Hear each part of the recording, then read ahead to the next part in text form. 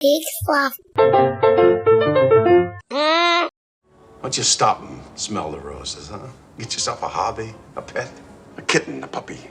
Well, it's common knowledge that you hate children and animals, Luther. What are you doing back in Metropolis? Because I want to be the first to introduce you to the new kid on the block.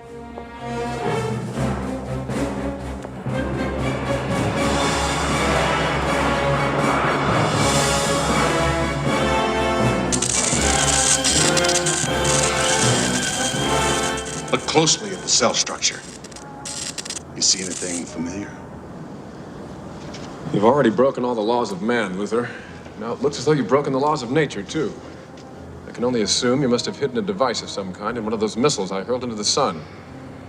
You know, Mr. Muscle, I'm gonna really miss these little chats we had together. You're the only one that could keep up with me. Lenny! What? I want to propose a toast to a nice guy who's about to finish last.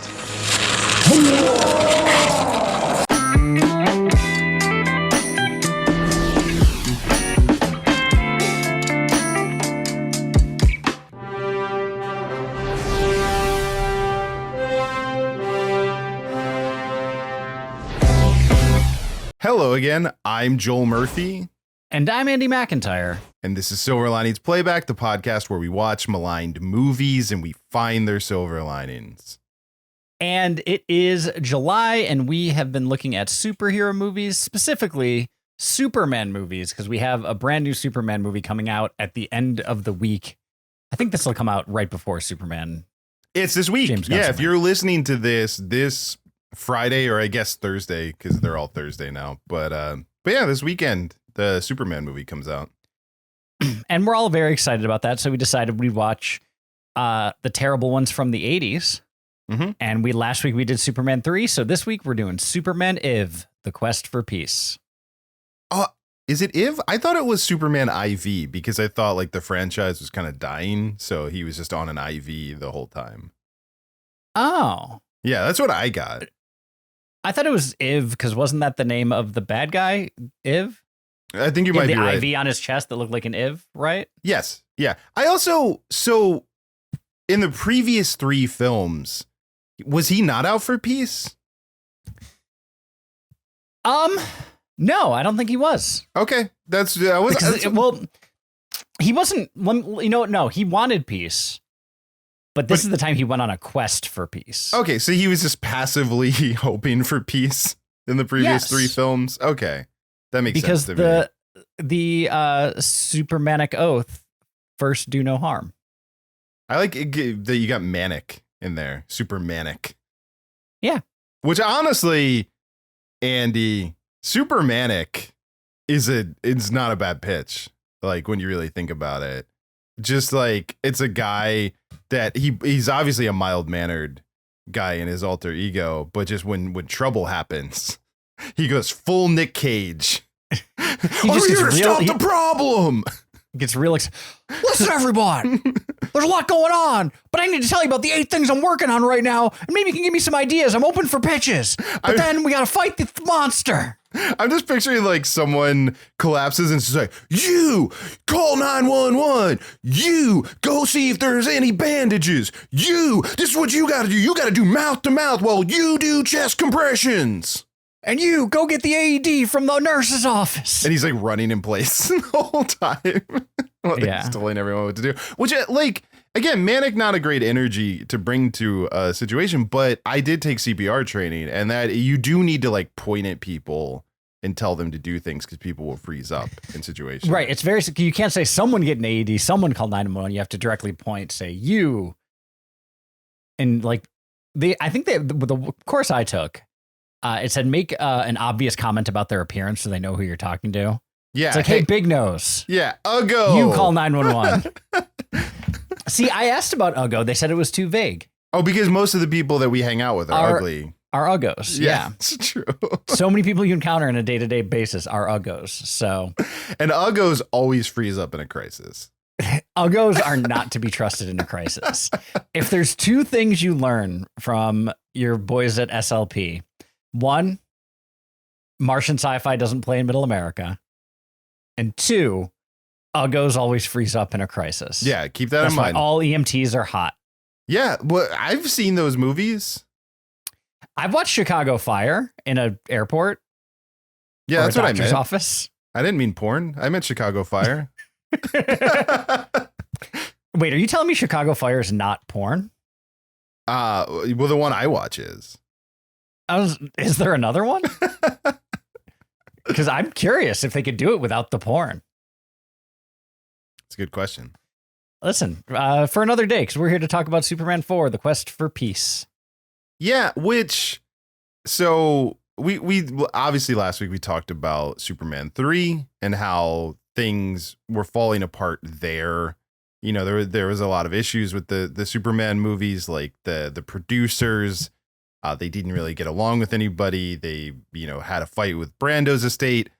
And, just things were not going well with Superman 3. Christopher Reeve hated doing it. Margot Kidder, because she had stuck up for Donner, had her role really reduced. And Gene Hackman refused to come back out of loyalty to Richard Donner. And so we chronicled all that last week. So then what happened between that film and this film is the rights were sold to Canon Films.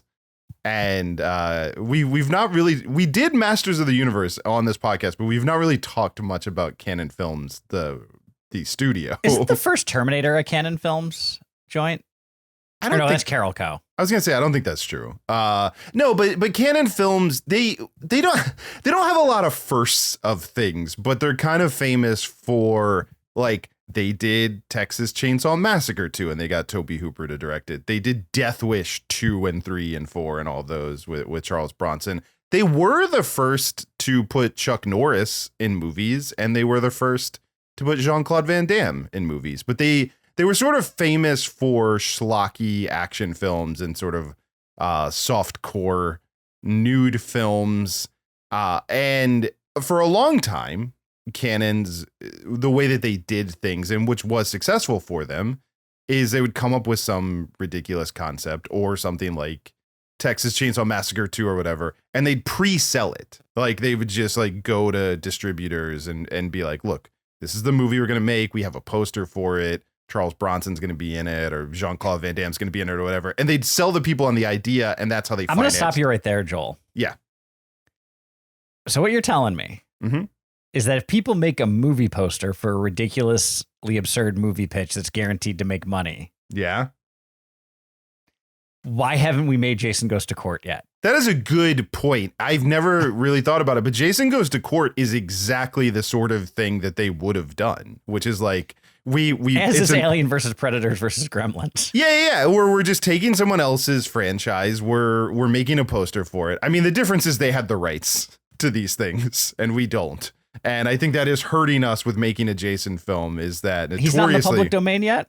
He's not. And there's a lot of legal fighting about who owns Friday the 13th versus who owns Jason, and everything that's made is plagued in that. So that's definitely holding us back. But I think you are onto something that I think, just to put a pin in that. I mean, I really hope that I'm alive when Jason enters the public domain. Oh, yeah. Yeah, for sure. Granted, the world is going to be an even worse hellscape by that point if all trends are to be considered. But just to know that anybody, and I want them to do the opposite of what they're doing with the Winnie the Pooh horror movies now, is I want them to do I want them to go completely the other way. And Jason's just a really good camp counselor. Oh, yeah. I mean, we just did an entire month of camp movies, and I think Jason getting to actually do a camp film would be great. But he's really good at it. Yeah. Ernest level good at it. Yeah, but he also still never talks, and I think that's important. Right. Yeah. And there's still the yeah, at all times. But he does sing "I'm Always Glad It's Raining." Yes, but we don't really know how, because you just hear it and it's like, oh, it's always glad it's raining. It's in kind of one of those. Yeah, again. So put a pin in that for what, 2102 probably. Yeah, we have a ways, thanks to Disney and a lot of other people. Batman is not even in the public domain, and that came out in the 1930s. So yeah, it's been almost a century for the bats. But anyways, you were saying about Canon Films, and right? So they would buy these properties. They like to attach stars. They would make stuff like that. But they always were kind of smart that it was mostly action and like softcore movies that they could pre-sell on the names of the people, get the financing for. And it was kind of a little pyramid schemey in that they were always using the money to finance their next movie and you know, borrowing against credit and all of that.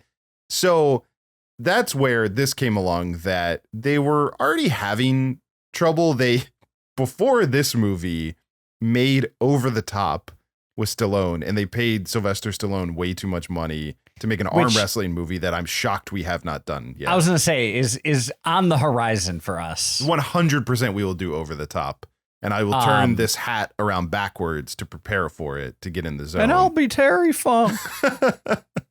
But yeah, they made an arm wrestling movie with Sylvester Stallone, and they paid him, I think, like $12 million to make it, which was way more. And that's in 1980 whatever dollars, which is bananas. Right. And he was like, because they were sort of a schlocky studio, and to get people to do it, they would have to overpay.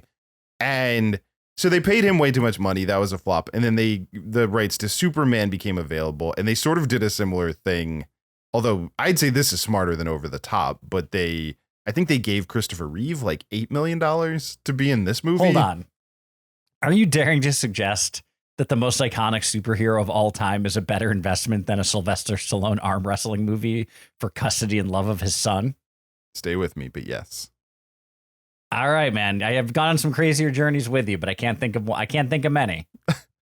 But yeah, so basically Christopher Reeve didn't want to do this, and I think he got them to agree to make another movie if he did this. And yeah, they paid him a bunch of money. They gave him a screenwriting credit. And then they really did run out of money because of the Sylvester Stallone movie and because they were always in debt. And they slashed the budget of this movie from the $30 million that they were going to spend on it down to $17 million. 35% of which was just Christopher Reeve's salary. Right. So most of the money going directly to Christopher Reeve, which I don't begrudge him at all. No, that. God, if anybody's no. Yeah. Yes. Get your bag, Christopher Reeve. So, yeah, they had to pay him a bunch of money. They had to slash the budget. From what I read, they had to, cut a lot of story out of this, because then they did the classic move, and this comes up a fair amount on this show, where your movie's in trouble, so then you cut the runtime down to 90 minutes so they can show it more in theaters in hopes of getting more money back. That's the trick. It was supposed to be like a 2-hour movie, which I think all the previous ones are 2 hours. And I think I read this IMDb trivia correctly, but at a few seconds short of 90 minutes, this is the shortest superhero movie, period. Yeah, and that sounds right. But yeah, so they cut it down.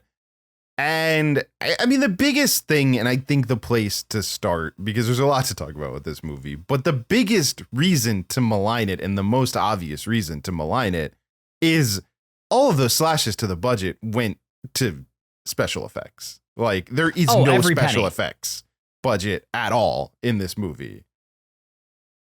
And it's not a silver lining, but all that to say, it's not the worst special effects in the history of cinema, which one might expect. It's bad.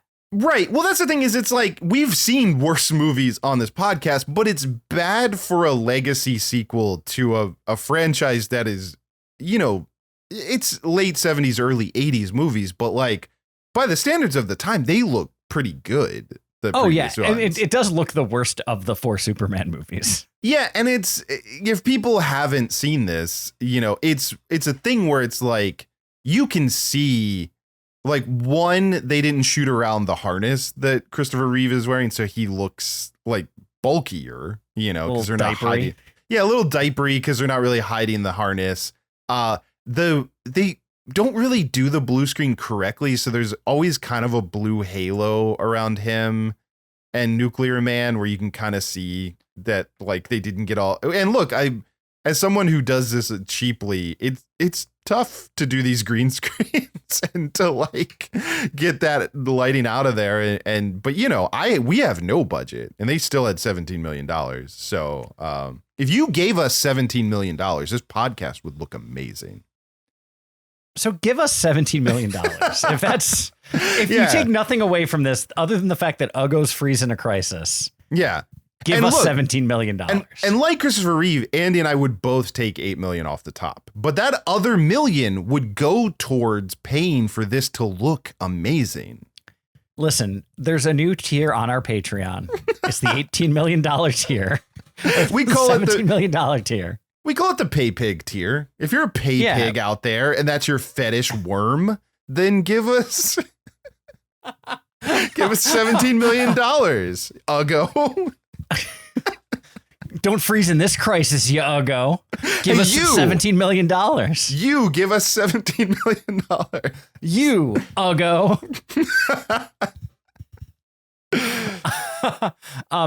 Please give us money. Please, yeah. We do have a Patreon too that you can absolutely sign up for. Patreon.com/silverliningsplayback, and you can give us money there. And it doesn't have to be 17 million. It could be 16 million. I'll take 15 million. I will take 11 million. Okay, but anything less than that. Anything that's whoa. What are we even doing it for at that point? Yeah. But yeah, so that's the biggest problem with this movie, though. There's a lot of recycled shots. Like they kind of just use the same shot of Christopher Reeve flying over and over again and just change the background. The most glaring and I think probably most commented on is when he's trying to repair the Great Wall of China. They didn't film. Yeah, they didn't film him fixing it, which they were supposed to do. They were going to like speed up Superman going in and fixing the wall. They didn't have the money, so they literally just reverse the shot. Here's the thing. There's another moment in this movie where they have a badly drawn Superman flying in the distance of a wide shot of planet Earth. Mm-hmm. There's no reason they couldn't have stuck a badly drawn Superman in those reverse shots. Honestly, even if it didn't move, like it's not even animated, it's just like Superman with his fist out and you could just shoot a blue streak across the screen a couple of times and it would probably be enough. Yeah, anything. Yeah, blue and red blur with the reversed footage probably would have looked better. It couldn't have looked worse. Yeah. So, but yeah, that really hurts it. I'm going to guess this is a budget thing, but the fight scenes are terrible. Like they look like maybe one take. There's not really a lot of fight choreography. Like just the moon fight's not horrendous, but it's pretty bad. I think we might get to the moon fight at the second half of this show. But by and large, brave of you to say half. Second part. Second segment. Yeah, that's fair. But yeah, I think in general, a lot could probably be forgiven if like there was some better fight choreography in this movie. And especially like, look, for Cannon films, and again, I think this was just like them having their budget slashed, but like they're famous for Jean-Claude Van Damme movies and Chuck Norris movies. Like, it's kind of embarrassing for them that just get Christopher Reeve to sit down and just put Chuck Norris in the Superman costume. You're telling me that wouldn't have been awesome? Listen, I know Christopher Reeve is long dead and Chuck Norris is 80, but hear me out. Reshoot the scenes. Do that stuff that they do. Just like someone come along and reshoot. And then Jean-Claude Van Damme could be Nuclear Man and they could just fight each other. Yeah, why not? Can we talk about Nuclear Man a little bit? Yeah. Right now? Do you want to do that now or do you want to wait? No, let's do it. I mean, like the effects are bad and dumb. And I think that's important to note. And I think we've noted it. So yes. All right. So what are the odds that in the script that the intent was always for Nuclear Man to have Gene Hackman's voice? Oh, well, it's not. I read that they wanted Christopher Reeve to play Nuclear Man and he just didn't want to. No. Yeah. I know they wanted him to, sure. But it is Gene Hackman's voice dubbed as the voice of Nuclear Man. Sure. Yeah. To the point that they even comment on it, which I thought was weird. Why do you think it's weird that they commented on it? Because, like, it just seems too winky even for this schlock. I don't know. Well, I Like, thought they you were have trying to my voice. I thought they were trying to justify it. Like, because I thought we as the audience would all be sitting there like, why does that sound like Gene Hackman? I think getting ahead of it was not a bad move. Yeah, you might be right. I think maybe this much more vocal processing and just ignoring it. I'm shocked that's not what happened. Is probably a better way to put it. Yeah. Because they used as much money for vocal processing as they could. 48 cents. Yeah. We also don't know why. I don't know if it's just that actor that plays Nuclear Man that they thought. Sam Pillow? Sam Pillow. The vaunted Sam Pillow? Yeah. Former Chippendales dancer Sam Pillow. I feel like you're really pigeonholed into a career with a name like Sam Pillow, and Chippendale dancer's on that short list of careers you could do. Pillow salesman, You're not gonna I would think. You're not going to be Sam Pillow Esquire. You're not going to be Dr. Pillow. Wait, Sam Pillow of the Newport Pillows? You're not going to be Brigadier General Sam Pillow. It's there's. And if he chose that as a stage name, Sammy Boy, what were you changing it from? Sam Shit Gobbler. Yeah, I'm gonna go by Sam Pillow. You could pick anything, you don't have to. It's like no, Sam Pillow. People will remember Sam Pillow. When my great grandfather Arnold Shit Gobbler came to this country, the one thing he couldn't afford was a pillow. I'm the American dream. Sam Pillow. Mm-hmm.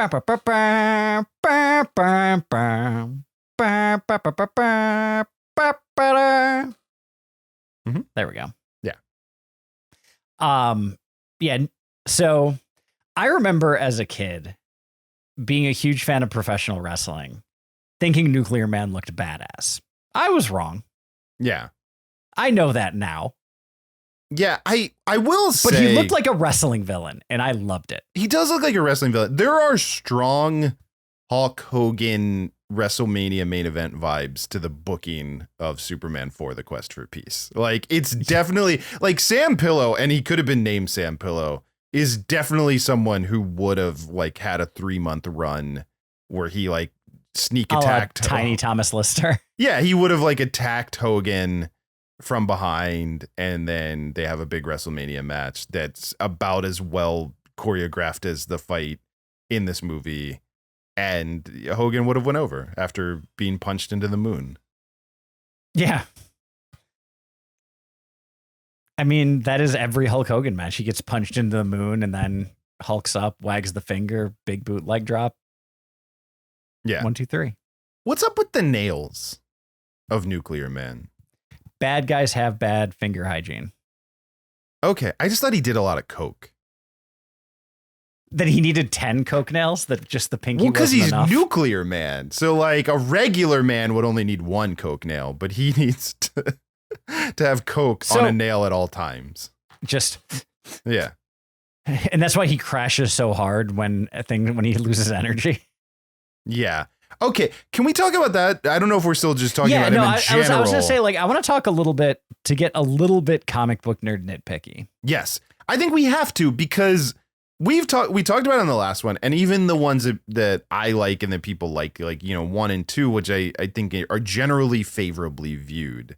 An ongoing issue with all of these Superman movies is that Superman, an overpowered character to begin with, one that has too much going on. He can fly. He also has super hearing. He also has X-ray vision. He also has heat vision. He also can shoot lasers out of his eyes. He's super speed. It's too many things. He has Frost too many breath. things. Yeah, it's like a million things. It's too much. And yet these movies keep adding things. He can kiss you and make you forget things. Problematic. Time travel, cellophane chest S. Yeah, all of those things, and they just keep adding. Now he just looks at walls and they fix themselves. We're just adding stuff all the time. But with all of the things, Superman famously, and I think they do address this in the first one, The only reason that he is super, because on Krypton, not Krypton, on Krypton, they're normal. It's not Krypton? I know. I'm sorry, Brando, but it's not Krypton. But on their home planet, like, they're all normal. They're like us. They sent him to Earth because our yellow sun super powered Kal-El. Yeah, the radiation from the yellow sun as opposed to the red sun gave him his superpowers. So radiation and the sun are keys to Superman's power. And there have been many comics that have revolved around Superman not having access to the sun in some form or another, and that sort of draining him of all of his powers. In this movie, Nuclear Man also fueled by the sun, which is fine. He's a clone of Superman to some extent. And so that makes sense. But the resolution to the movie is that Superman blocks out the sun by moving the moon. And I in no way ever want to be anything like Neil deGrasse Tyson. But I do want to point out that would probably be catastrophic to the Earth. Moving the moon would be, yeah. It would be very bad. It would affect all the tides. Like there would be global weather and horrible phenomenon and like a lot of unintended consequences, and probably a lot of people would die. Yes. So that's bad, but he does it to block out the sun in space. It's the whole thing is dicey, but even if we accept that he causes some sort of eclipse, which the sun disappears, Nuclear Man, this defeats Nuclear Man, but Superman is fine. Yeah, I mean, I'm about to put more thought into this than the writers of the movie put into this. Guaranteed. But they did sort of establish... Including Christopher Reeve, writer of the movie. Yes. Mm-hmm. They did sort of establish that Nuclear Man needed constant sunlight. That it wasn't like... It was more like a power cord than a battery.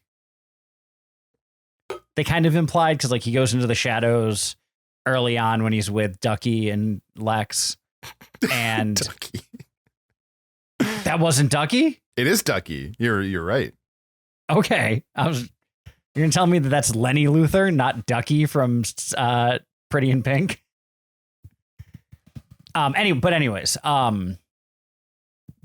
so they did kind of cover their bases in that regard, that like he needs the sun to be on him constantly so he can't like fight at night. I guess. Okay. Whereas Superman is more like a battery that gets charged, that like I don't even think at any point in the comics was like Superman weak at nighttime. Right. Yeah. Like it's he's definitely a solar panel and he's storing that energy. Yeah, okay. It's chlorophyll. Sure. So you're arguing that there was a window of time that he capitalized on where. I'm saying that you could say that that's what they intended, which they didn't. They're just like, he needs the sun, but if it's dark, there's no sun. You know, like how Republicans complain about solar energy. Right. And then was it going to work in the clouds? And then he like imprisoned him in a nuclear reactor or something. He killed him. Yes. Right at the end. Yes. Okay. Well, he's now powering a nuclear plant in Japan, I think, is what happened. Right? Was something. Japan? I forget where it was, but yeah. I mean, well, it was a soundstage in England, I think. But yeah, it was not Pinewood Studios, England. Yeah, they had sold that like all of their assets by that point, so it was whatever they could get a hold of, you know, cheaply. Yeah, it was Balsa Twig Studios. Yeah, exactly, just right next door and in the shadow of Pinewood. Yeah, but yeah, it's all of that ridiculous.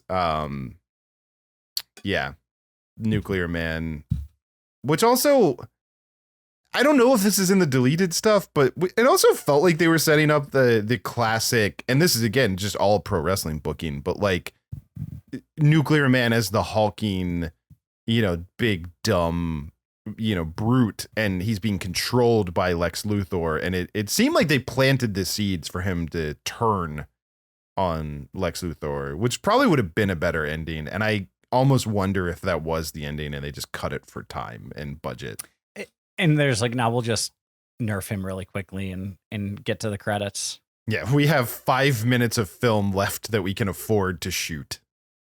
actually in our possession. We have 17 feet of film. We have a reel to wrap this thing up. Yeah, that's probably what happened. But yeah, that's not good. I mean, should we talk about the fact that Superman is bullied into throwing all of the world's nukes into the sun by a child? Yeah, I think I don't know what else needs to be said about it. I think you kind of said it all. Because like, and I want to be clear on this, and I use that wording intentionally because I think a child sort of naively suggesting that Superman should destroy all the world's nukes and Superman taking him up on it, I think that's a pretty good idea. I will say that I like that as a pitch for a Superman movie.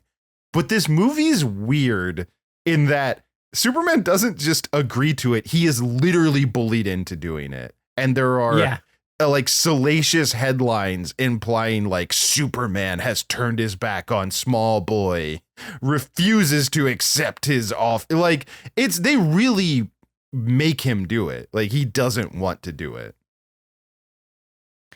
So sort of related to that, and maybe it's because this movie couldn't hold my attention and I missed it. But when he goes around to start destroying the nukes, did it seem like countries just said, well, Superman's going to destroy him. Guess we better launch him. Kind of, yeah. That is how it went down. Yeah, I was also, and then Lex was he was instigating it too, I think, because he was trying to get Nuclear Man made or whatever. But I also just had this, and I don't know if this occurred to you or not, but like, why can't they just make more nukes?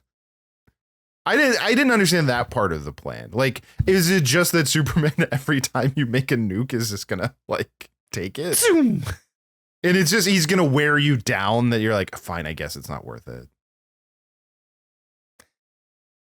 It's a battle of attrition between the nuclear arms manufacturers and Superman.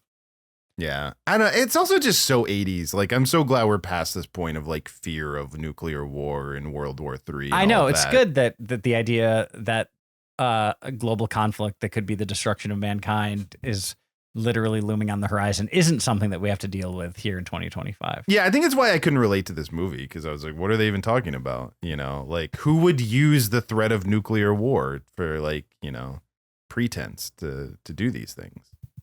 I can't think of a single example. Nope, neither can I. And I'm glad about that. Yeah, me too. Should we pivot? Got anything else? So the hostile takeover of the Daily Planet, they didn't buy enough control. Plot. Yeah. They didn't buy controlling stakes. Like the guy just bought enough of them. Like he bought 49% of the company, allowing Perry White to buy 51%. He bought a plurality of shares, right? But not a majority. Like that's not how hostile takeovers work. It doesn't matter. That plot is nothing. But it does have Mariel Hemingway. That's true. Yeah. But sure. Let's pivot. Let's pivot.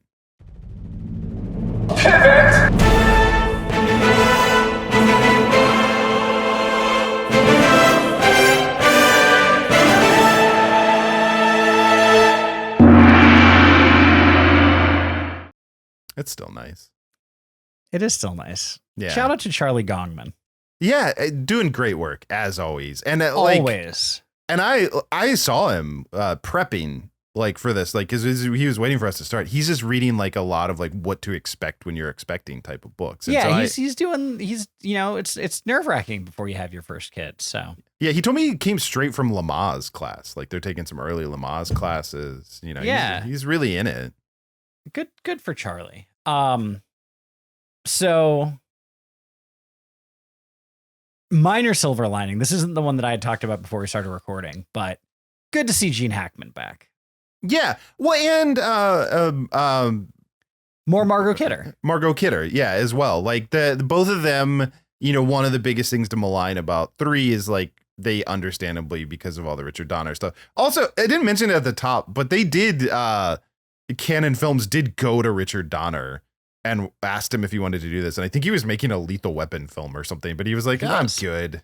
But that, you know, nice, the sort of like the redemption of Richard Donner and the fact that these people got to come back and do one last one. Cause it is fun to see both of them in this movie. And I think they're such a core part of Superman that really hurt the last one. Yeah.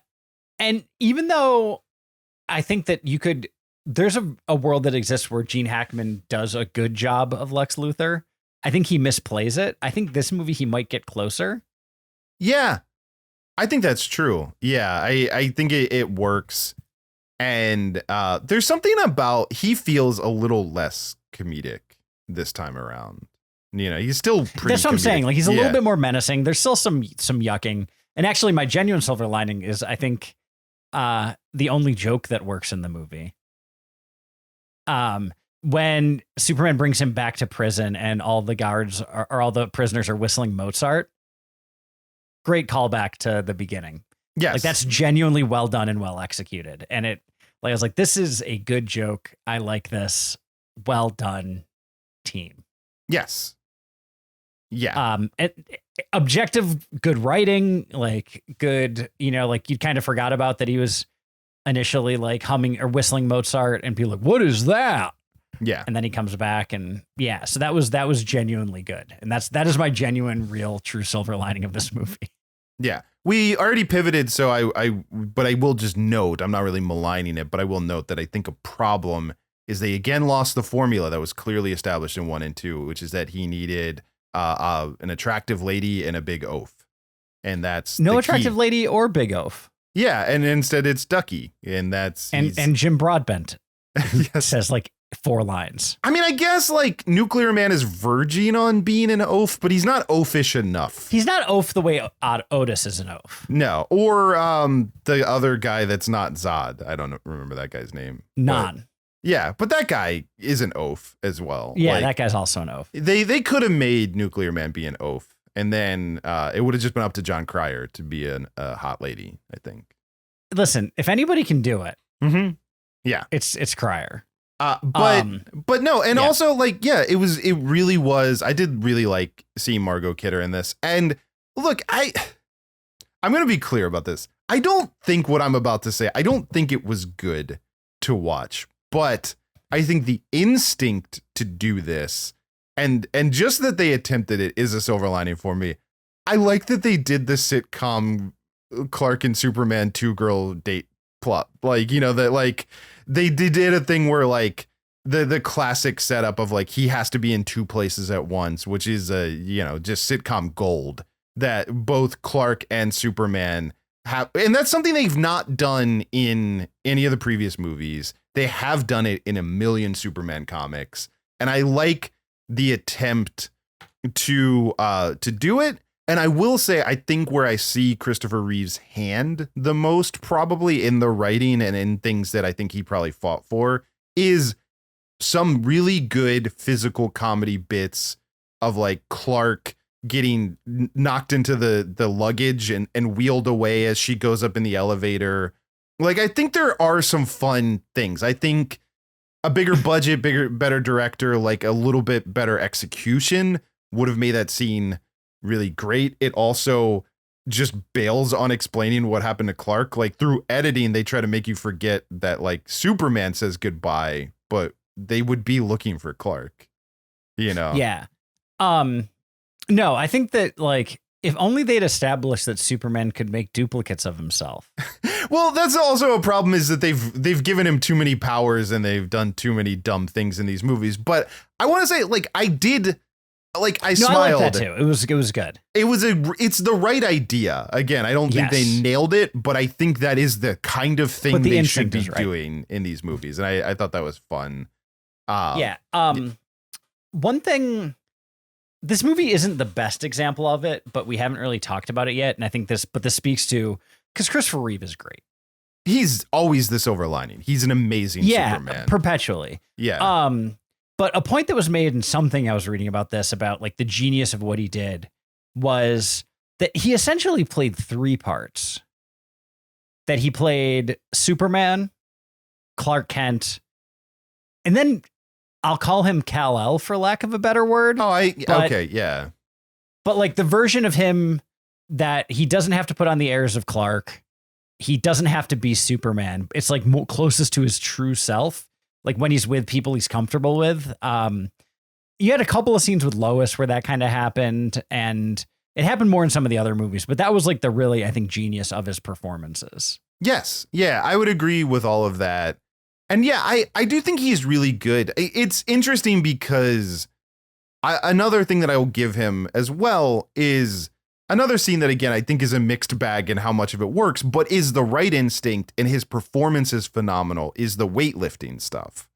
I thought was really fun too. And I actually think that, honestly, that might be the best scene that Clark Kent has in the movie, is because he's really playing up what a wimp he is, which is making the trainer really bully him, which is making him more endearing, you know, to the love interest. But they kind of play all that, and he, you know, like, it's fun to think about. He tries to lift the weights and the weights lift him up, which I did. I'm sure they didn't think about the physics that much, but if you played that through in your mind, that would be like he's flying, right? Like, because it wouldn't lift him, so he would have to like subtly lift himself to make it look like the weights were pulling him up off the ground. That's kind of fun. But like, yeah, he's selling all that stuff, and then at the very end, when she's gone, he does kind of have the one little because we have established, and it's very clear from when he got his powers back and beat that trucker up, this Superman He's a bit of a petty dick. Is a petty dick who will not let the smallest slight. That's his actual weakness. You can say kryptonite, but his actual weakness is someone getting the better of him and it getting under his skin. But he tosses the really heavy weights at the guy as he's leaving. No pain, no gain. Yeah, and it's great. He should always be. Superman is a petty dick. He's the best of us, but he's also still a petty dick. I think that says a lot about as commentary on humanity, that the best of us is still a petty dick. Yeah, you're not gonna get around it. Yeah, I think that speaks to the truth of humanity. I think the truth of humanity is that having superpowers and a godlike ability to do anything, the fact that you're only a petty dick is actually the true benchmark. Because you could be a monster, and that's why so many sort of like modern permutations of Superman type characters explore the idea of like, what if Superman was a full-on dick? And that's been everything. Like, you know, we've seen a million versions of that, including, I think, how Snyder viewed him. And just like, that is what a Zack Snyder Superman is. But it's that controlled, like, he's pretty good, but like sometimes that steam valve's got to be released. Yeah, but at the same time, he is Kryptonian. I think what's interesting is, do you think that we wouldn't relate to him if he wasn't a petty dick? Like, if he actually was good all the time, he wouldn't be a person. Right. We'd be like, what? Who is this guy's too good? It's the Matrix philosophy of like, you can't make the thing too nice because then we won't accept it as humanity. Right. That a true utopia would be rejected immediately, that there needs to be that petty dickness. Yeah, so Superman's got to come back to the truck stop and beat up the guy that was kind of mean to him. Let's be fair, show tremendous restraint. Oh, he could punch the guy into the moon, obviously. Right. Well, yeah, but that's like to like rough him up comparable to a very strong human. Right. Like the level of restraint to do that. And to slide him across the counter like he's a deli sandwich. Like he's a bottle of whiskey at a saloon. 100%. Yeah, this movie's bad. It's not good at all. Is it the worst one or is 3 worse? What do you think?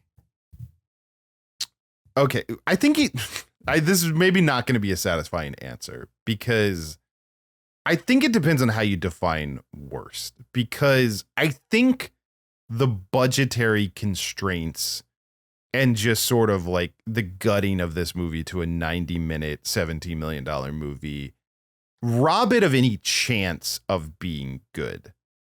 But I think the $30 million version of this movie is better than 3. I don't think that's, I think that's the right answer. I don't think that's unsatisfying. I think that's, I think that there's better bones to this one, for lack of a better word. Yes, I think that's exactly it. Like the Superman Lois stuff is better. Like the dynamics are all there. The idea, because I think like if you really take a step back and you like purge yourself, like you sage yourself of how bad this movie actually is to watch, and you think about what they were trying to do. Because I have a lot of respect for Christopher Reeve, and I like him being credited as a writer. I want to believe that he had good ideas. And I think like if you look at it, how is what they're doing in this movie different from the exact like word for word thing they say at the end of Batman Begins, which is when Jim Gordon talks about escalation and says, you know, like, we get Kevlar, they get armor piercing bullets. Like you start dressing like a bat. Now there's a guy out there dressed like a clown. Like this idea that supervillains are a response to superheroes, and that there's a connection in that, like when you escalate things, they will be escalated in equal measures by the other side. And I think that's perfect for a nuclear story. And I think Superman destroying all the nuclear weapons leading to an actual creation of a nuclear man is a good idea. Like, I think that's good, that like Superman should believe he can stop all wars, but his attempt to do it only creates a worse threat. Perfect. Yeah, no, like I said, this is very much, I would love to see the $30 million version of this. Right. Versus like, there's no good ideas in 3. Like, there's no version of that movie that worked. No, like half-assing Brainiac and Bizarro. No, the best case scenario for Superman 3 is Office Space. Like, they took the one good idea and did it better. Yeah, so I think if I were ranking them, I'd probably go Donner cut of 2, 1, 4, 3. That's correct. I would agree with that. I think that's right. Yeah, I would agree with that. The Lester cut of 2 is not bad, but I think 2 is number 1. No, 2 is number 1. That's confusing to say. But I think the second one is the best one, regardless of the cut. But because I just think Zod is such a better villain than the real estate plot. And I think like Lex being like just trying to assert himself into the, you know, like conflict, it works better than him being the main antagonist, which is weird because he should be able to, but this version of Lex doesn't work.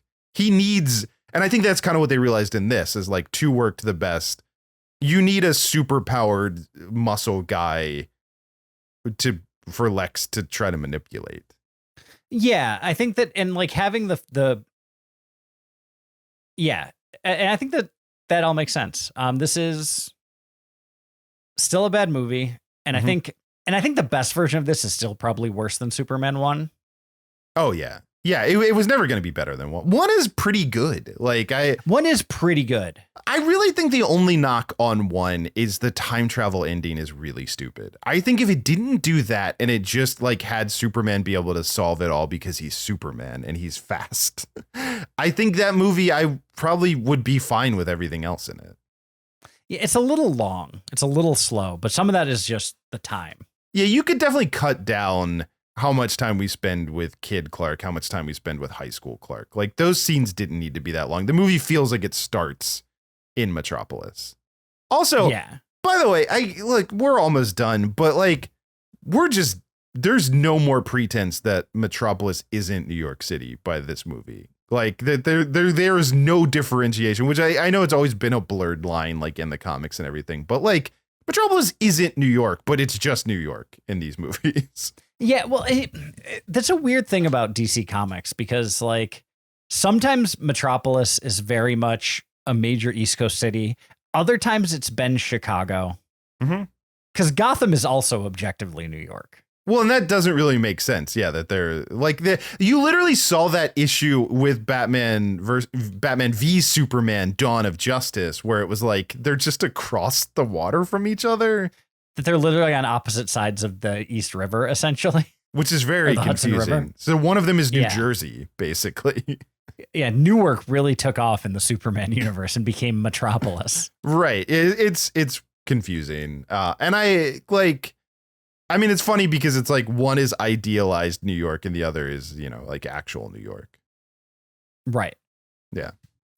But yeah, it was just so because I think that's the smartest thing Marvel ever did, was to set their stuff in real places for the most part. Well, they got to do it second. They got to come along later and realize, like, if you're trying to build a cinematic universe, just make it New York. Everything happens in New York. Why not? Yeah. But I think we did it. Well, I do. Speaking of Marvel, I actually do have one more quick silver lining that I think is worth mentioning, which is, so they, Canon Films, they made Over the Top. Then they made Superman 4 Quest for Peace. Then they made Masters of the Universe, which we did on a previous episode. You can go back and listen to. And then at that point, they ran out of money and they basically sold the studio, and the two cousins who ran it, they basically went to war with each other and had competed. There's a whole canon thing, but in pre-production, at the time they ran out of money from this and from Masters of the Universe, they were actually making a Spider-Man movie that they had the rights to Spider-Man, and they had to cancel it because they were broke. And when they canceled it, it led to 10 years of people fighting over and having lawsuits and various things about who could get the rights and all of that. And when that was settled, it ended up at Sony, and we got the Sam Raimi Spider-Man. So literally this movie failing essentially led to, now granted, it wasn't really this movie failing because it was all of Canon's combined failures, but I think a lot of people have argued that Canon probably could have stayed afloat if they weren't as ambitious as they were, and trying to get properties like Superman, which they believed would save them, drowned them faster. So anyway, point being, silver lining is the failure of this movie gave us Sam Raimi Spider-Man. Which is, I think, I would say even more responsible for the superhero movie boom than X-Men. Yeah, and it's better. I think it holds up better. I think, yeah, it does. I agree with that. Not the third one, but no, which we've done on the podcast. Yep. Or the third Spider-Man sucks too, which we've also done on the podcast. I meant the third Spider-Man, but yes. Yeah. Yeah. Well, we're done with Superman. Next we got a pretty fantastic couple movies coming up. Yeah, well, because we've only done 2 movies and we've got to do 4.